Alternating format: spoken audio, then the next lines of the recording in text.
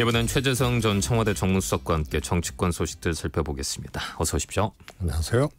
여야 대표회담 협상이 계속되고 있는데 국민의힘 한동훈 대표가 대통령실과 의제 논의를 하지 않았다는 보도가 나왔어요. 당에서는 사실 무근이라면서 정무수석과 소통하고 있다 이렇게 선을 그었는데 이 상황 어떻게 보세요? 문자 여야 대표들이 만나는 경우, 네. 정당 대표들이 만나는 경우는 크게 이제 두 가지잖아요. 하나는 당 대표 되고 인사차 만나는 거. 그 다음에 아주 갈등 현안이라든가 꼭 해결을 해야 되는데 이 여야 갈등 때문에 해결 못하는 하다 안 됐을 때. 네네. 네. 그래서 뭐 정책위 의장이 하다가 그 다음에 안 되면 원내대표가 하다가 안 되면 당대표로 격상시켜서 문제 해결을 위해서 대표들이 만나는 예들이 있고요. 예. 그게 이제 그 전에 이재호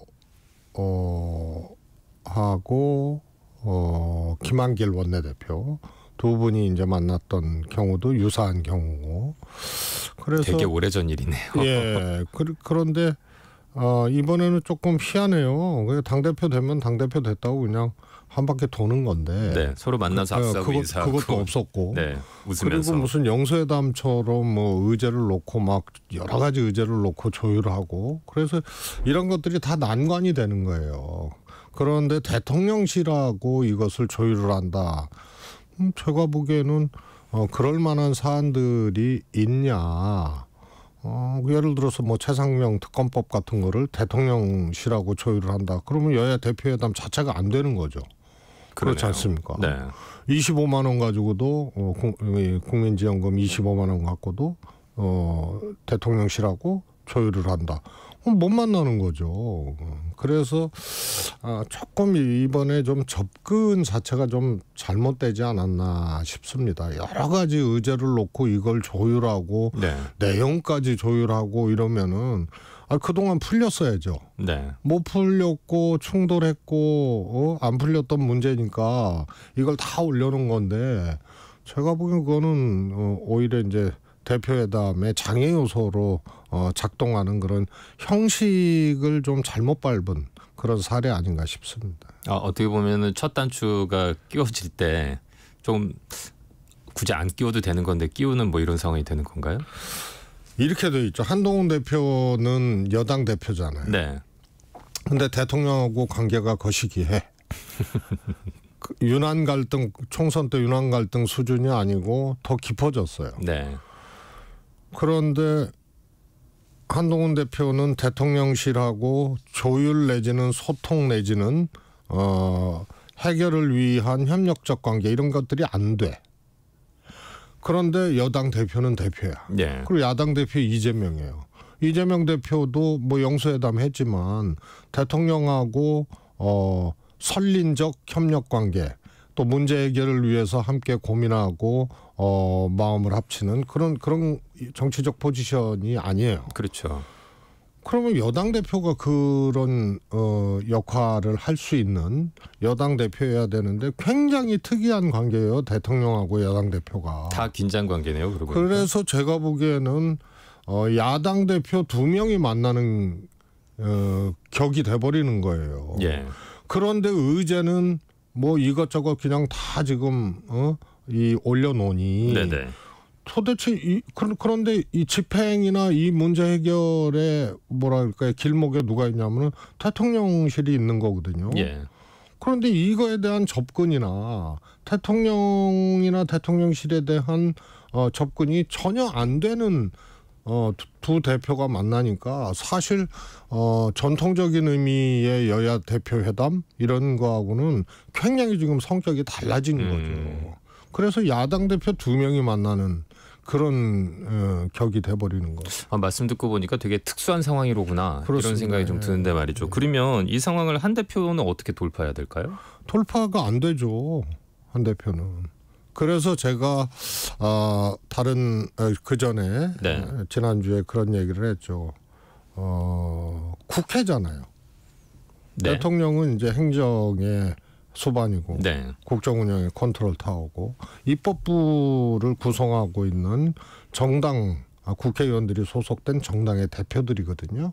그래서 1, 2당이란 말이에요. 네. 여기서 정치적 관계는 경쟁하고 적대적 관계지만 여기서 입법부라는 그 정당의 수장이라는 요것에 이제 공생 지점들이 있는 거거든요. 예.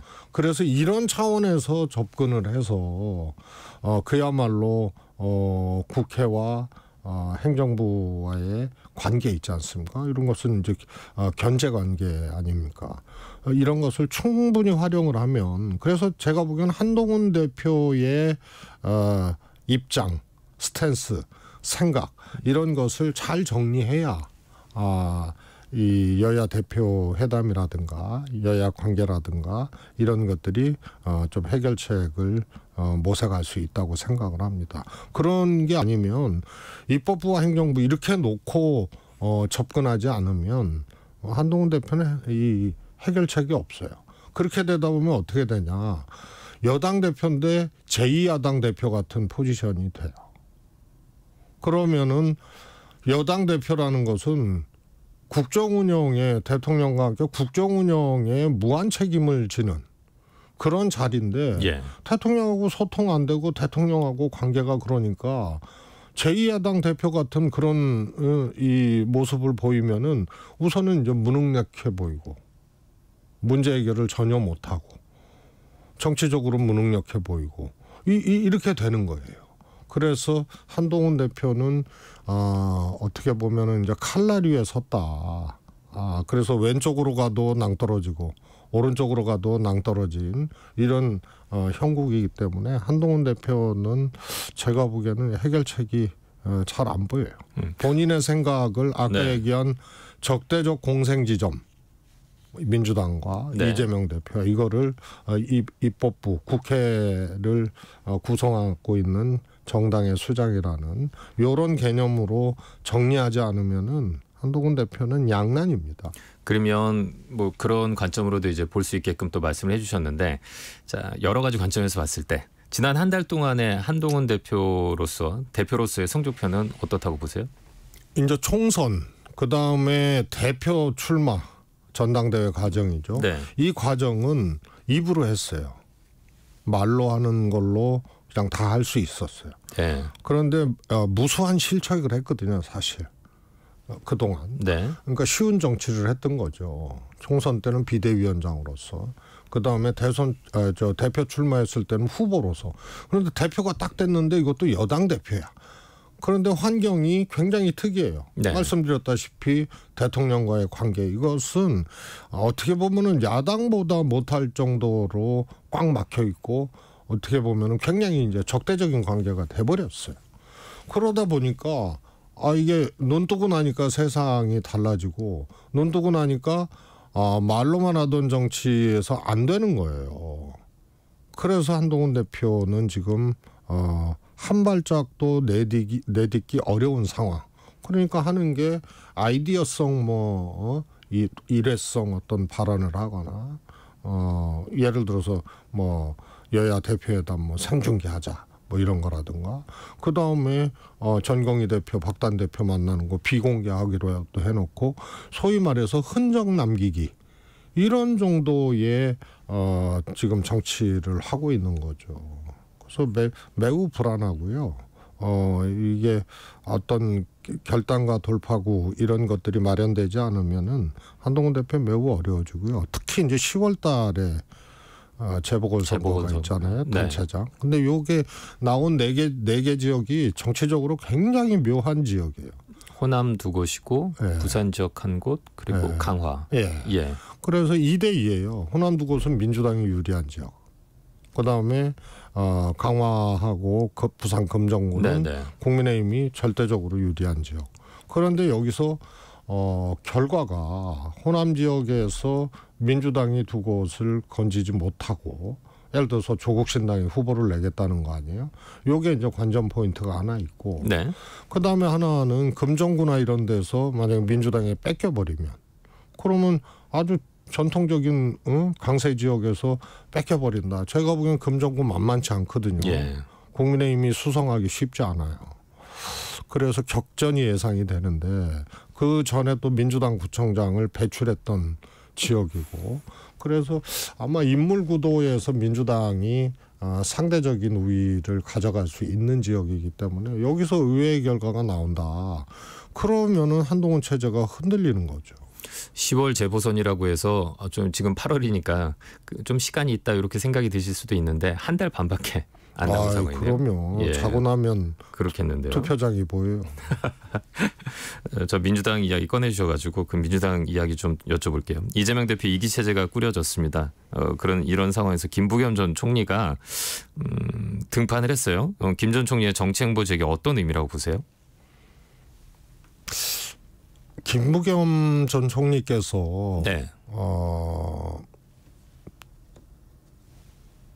평론가 하려고 지금 방송에 출연하고 이런 게 아니잖아요. 예. 소위 정치 재개라는 것을 지금 언론 인터뷰를 통해서 이제 시작을 했고 그리고 김 총리 스스로도 내가 더 그냥 아무 말도 않고 있기 어렵다 이렇게 이제 말씀을 하셨어요. 네. 그러면 결국은 이거는 김 총리가 평론가 하려고 방송에 나온 게 아니거든요. 그래서 이거는 대권 레이스를 염두에 두고 대권 출마를 염두에 두고 활동을 재개한 거다. 이렇게 해석되어질 수밖에 없죠. 어떻게 좀 교감 좀 하셨습니까? 아니요. 소통 좀 안 하십니까? 예. 그럼 이 상황을 이재명 대표는 좀 긴장 속에서 바라볼 수밖에 없겠네요.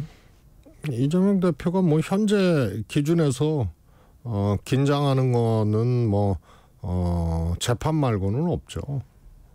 왜냐하면 뭐 확인이 되잖아요. 압도적인 지지로 네.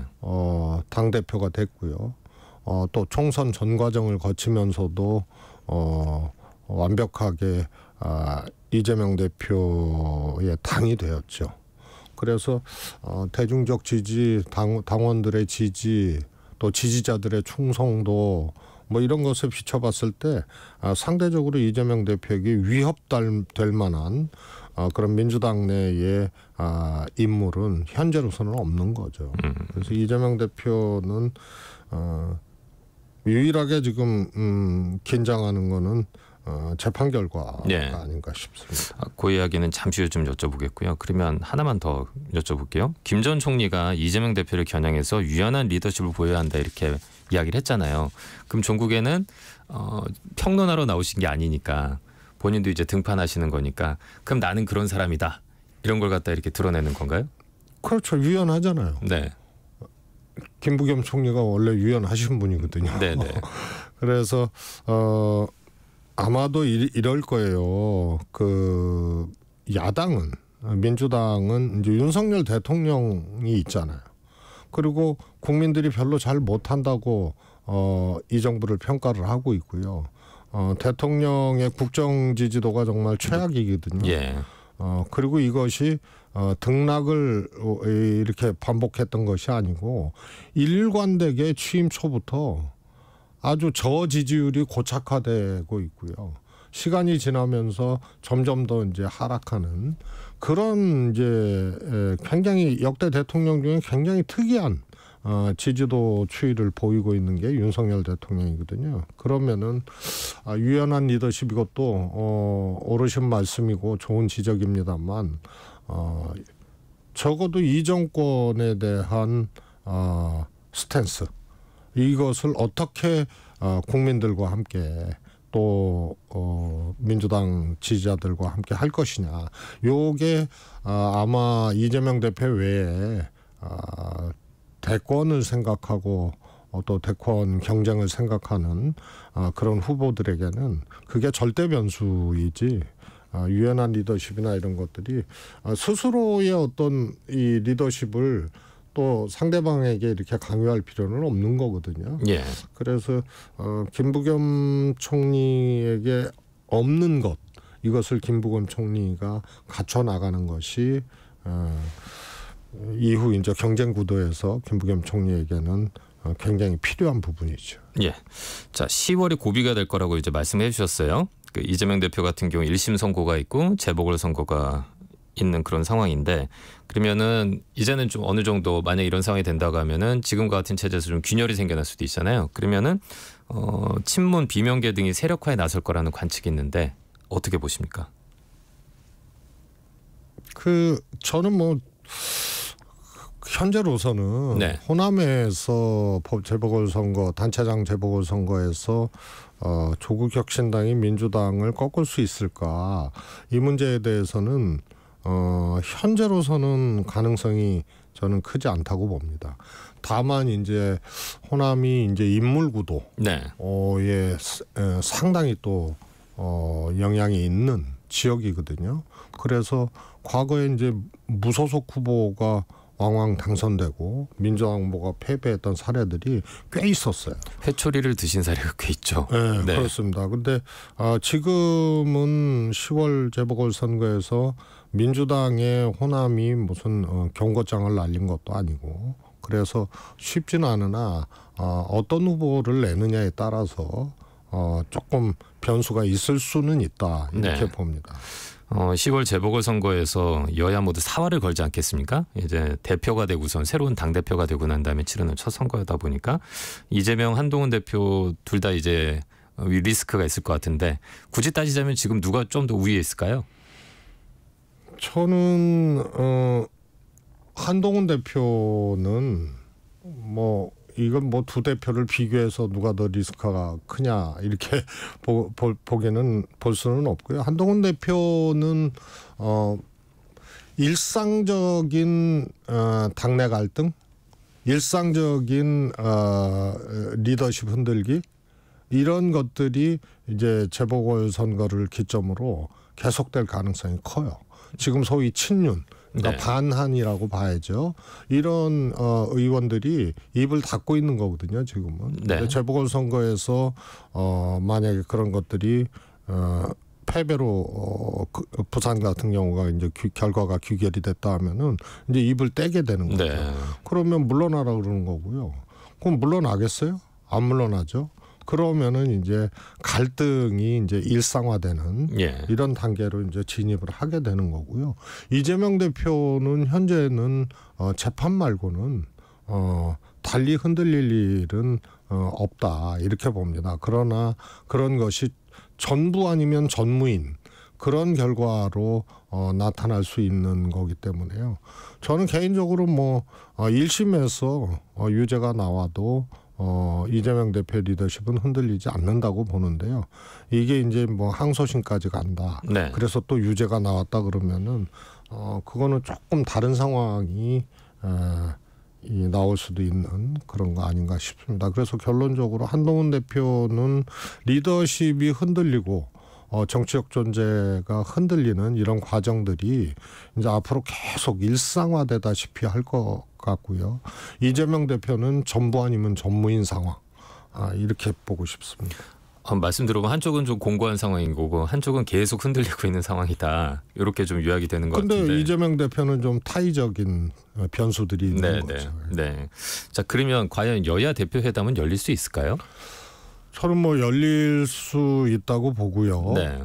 또 뭐 영수회담 지난번 윤석열 대통령하고 이재명 대표 영수회담 조금 뭐 재판을 좀 보는 것 같은 느낌인데 그때도 이재명 대표가 의제 조율하다가 대통령실에서 사실 깬 거 아니에요? 그러니까 그냥 뭐 조건 없이 만나자 해서 만났던 거고요. 이번에도 뭐 의제 조율 안 되면 아마 이재명 대표가 그런 거 없이 만나자. 이렇게 할 가능성이 저는 크다고 보기 때문에요. 예. 만나기는 만난다 이렇게 봅니다. 그럼 빈손회담으로 끝날 수도 있다고 보시는 거예요? 그거는 만나봐야 할 문제인데요. 네. 저는 뭐 키는 한동훈 대표한테 있을 거라고 봐요. 한동훈 대표가 지금 어정쩡하거든요.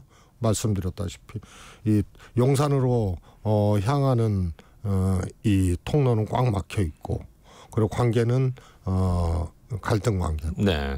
그런데 포지션은 여당 대표고 그래서 여기서 한동훈 대표가 어떤 방향을 잡느냐에 따라서 성과가 있을 수도 있고 또 빈손일 수도 있고 그렇다고 봅니다. 예. 그제 열린 고용노동부 장관 후보자 청문회에서 나왔던 발언 좀 한번 여쭤볼게요. 김문수 후보자가 발언을 했습니다. 일제시대 때 나라가 망했는데 무슨 한국 국적이 있느냐. 이 내용 어떻게 들으셨어요?